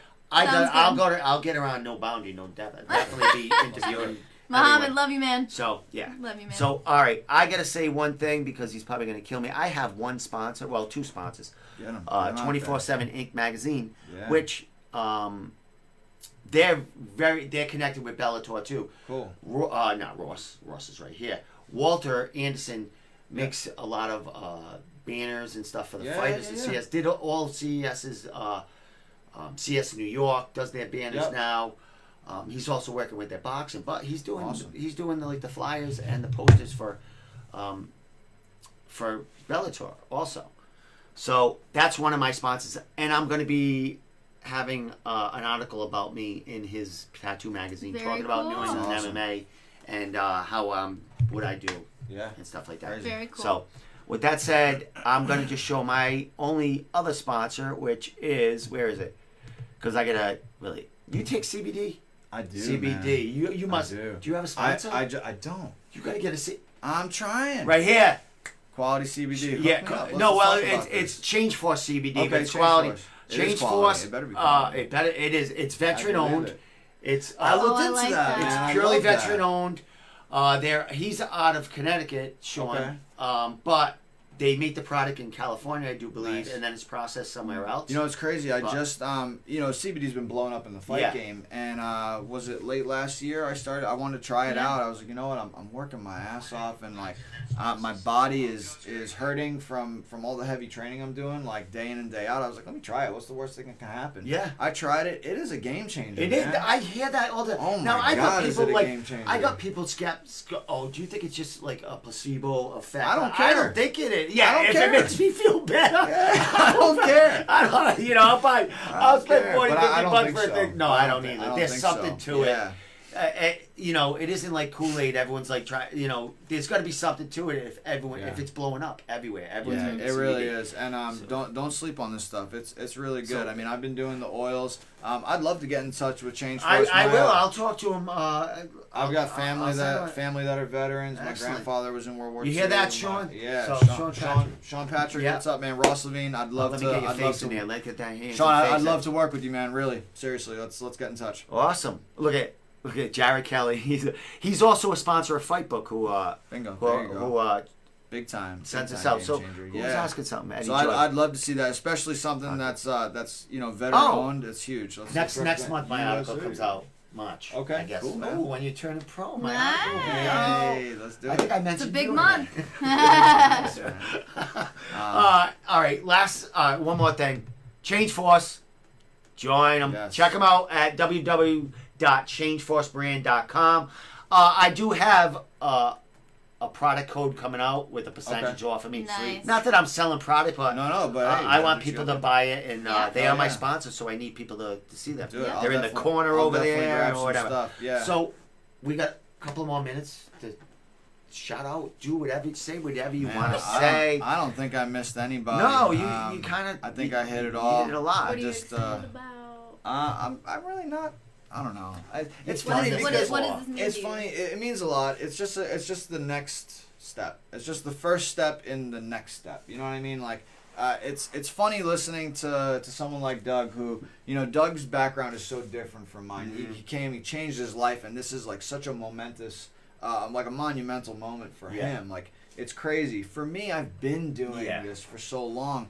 And I know how the fight game is, and I've seen other people do it, and I've done it myself. So I try not to get so like really wound up and excited, because I've been in big venues. Yeah. I've been under the big lights. So I just want to be awesome at this, and that's really all I'm excited for. I'm excited more for the ability to grow as a fighter and to put myself out there and like inspire other people, and that's legit. That's straight from my heart. Like, I'm not just talking junk. Yeah. Because I've been there before, and I see what that does. Well, you do for seminars too, so the inspiration. Yeah, I mean, yeah. you couldn't do them unless you enjoyed people and had Exactly. a gift to want to give that. Wanted to teach. But one of my coach, Jody Tension from New York, he always said that his only goal was just to be great at something. And a lot of times in the fight sports is one of the only things that allows you to make that thing yourself. So this is just another opportunity for me to better myself, and I look forward to the experiences of winning, hopefully not losing, but every single time growing and pulling things away from the fight. So I'm really just thankful for great coaches, a great team. I'm getting these awesome opportunities back to back to back. So you're going to be seeing a lot of me. That was going to be my last question to you. Yeah, I want to be how busy you want to be? As long as I'm healthy, man. Okay. I'm just going to roll through this year like a Is there an truck. ultimate promotion that you want, that your goal to fight for to Not get out? Not necessarily. I want to fight the best fighters in the world. There You you know, go. eventually, once my resume matches my desire. Yeah. You know, Let's I've stay- already fought some of the best fighters in Yeah. the world. I fought Raymond Daniels. I fought Michael Page. There's not too many people that are going to be better than those guys. Yeah, on and that, staying man. busy this year. Yeah, You're gonna get So there, I mean, I just got to get my resume up. I just want to challenge myself. The funny thing is, my dad, when I told him I wanted to be a professional fighter, he was like, "Why are you doing this now?"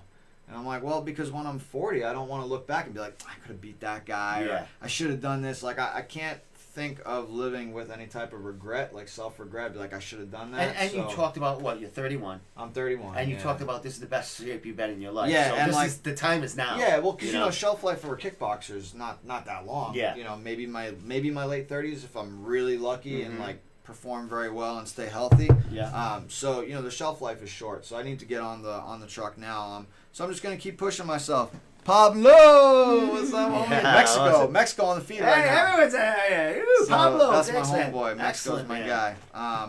So yeah, you know, it's just these. I have so many supporters, man. I am, like Alex said before, I'm coming with an entourage. I really am because, and I feel like all those people are in the ring with me. Like I don't walk in there for myself. I do this for I do it for the squad. You know. Yeah, and you have you have a lot of squad, like you have a lot of I do. families I have in a the lot of martial arts supporters. communities Yeah. because your sports karate, you have had a team there and stuff Right. like that. So you have families. Pride is the home, and that is the pride. But you have a lot of pieces to this puzzle you're putting together. Yeah. So it's all good. Yeah, the puzzle master. What about? Are we done with you? I'm done. And I've been how about done. you? All right, last things you want to say? Anything? No, I'm just really excited to see him get in there. And, you know, the best part about it is having people in my life and in our lives say, wait, he's not professional yet? I thought he was professional. And that's the thing about the kickboxers compared to MMA. You guys, you guys are in the AMI field for so much longer than And honestly, I'm like still in the infancy of kickboxing. Yeah. I've only had 11 fights. You know, there's people that have 40, 60, 80 amateur yeah, fights, yeah. and I'm sitting there like, what is this guy But pro? why I say that is because of his talent and his skill and Yeah. what he brings to the table when he fights, because he already holds himself as a professional. So now it's just an official title. Yeah. So he's been holding himself You're paid accountable now, for little bit. many years now, and I'm just excited to watch him do what he does. It's gonna be Nice, awesome. man. Well, Should be in my corner.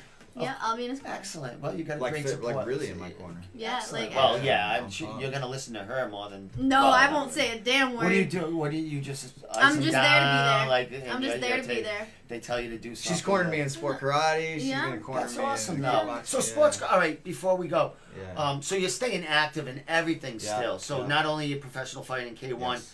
you still do the sports karate Yes, thing yeah. on also. So. Yeah. When's your next event for that? Or what you So got I'm going with actually that? not 100% sure on my next sport karate Okay. event, really, because it really depends on my schedule and like when things pop up in full contact, and I gotta weigh my opportunities. But I still have a lot of students. My boy Pablo's out there, so I gotta go and support him. My Team Impex, they're literally one of the best teams in the world, if not the best team in the world. Let me flash that. In when I'm talking about my that. opinion, we are the best team in the world, but I'm biased, I guess. So you know, my man Avery Plowden and Coach Richard Plowden, Morgan, best female fighter on the planet right now. Jason Grenier, my man from Canada, Willie Hicks, Chris Gorham. We got such a squad. Gina Thornton. Gosh, so many good fighters on our squad. Yeah, that's it right there. That's the fam. Is that the same fam That's all the Impex. time? Do you add or that's it's oh yeah, a no, nu- we the definitely nucleus is add, like but there? that's the Who's nucleus that? Oh, right that's there. you. That's Mhm. me. That's the old version. of me. Handsome, Chubby. short hair. Oh, you got short Chubby. hair now. No, you got Chubby the. me. It's You just a little more salt and peppery now. There we are Yeah. again. That was Battle of Atlanta last year, winning some stuff a couple years ago. Yeah, I tried to find some pictures that were recent. Yeah. I could. You're all over the place. I'm like, Yeah. you're everywhere. So yeah, I'm not sure when the next event will be, but we're definitely keeping up with the schedule. And if you're in sport karate, you know, follow my team, follow Team Impex, be part of the Impex Nation, support us. Yeah. Excellent. Oh, the big trophy I just shut off. But Warrior Cup. Yeah. but dude, I'm excited to see him on second, man. I'm ready to go. I'm ready to see you. I mean, every time I've seen you fight, you've either need someone or well, keep or coming. kick them. My Yeah. No, you're doing all right when I'm not there. Rabbits I mean, you took the last guy's head off when I wasn't there. So what you watching? That's about it. Who, me? Is that Sean? That's Sean from there. Sean Patrick, that's my man right there. That's Sean. Hey, Sean, okay. Yeah, Sean Patrick. Yeah. Ross is looking for maybe interested in your CBD and talking absolutely. some sponsorship kind of. Let's talk shop, man. I'd love to help you out. You hear that, Sean? Right there, CBD is for me. I made that up. All right, so last thing I'm going to do is we're going to be out of here with your first fight poster. So say bye, because we out. See ya. Thank you, guys. It is past my bedtime. Awesome. There we go. That was awesome. It's easy.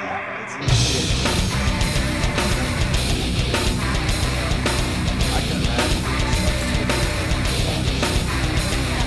Who's the worst person?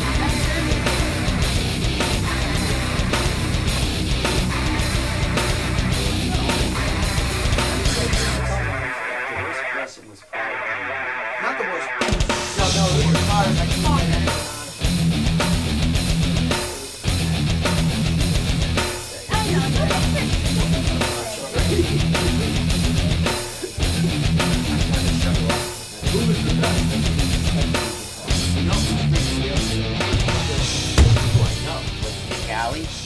He's fucking fabulous. Because we laugh. We like talk shit and stuff. Facebook. Oh, it just ended.